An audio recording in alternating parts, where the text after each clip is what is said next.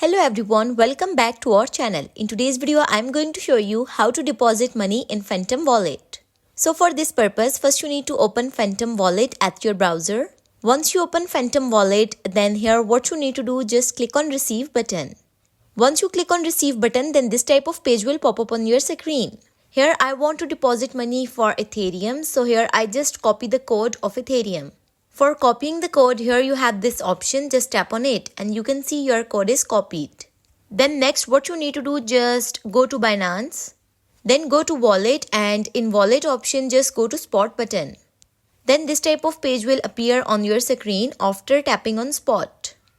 Here at the right side of the screen you have three options, deposit, withdraw and transfer. So for depositing money, just tap on deposit.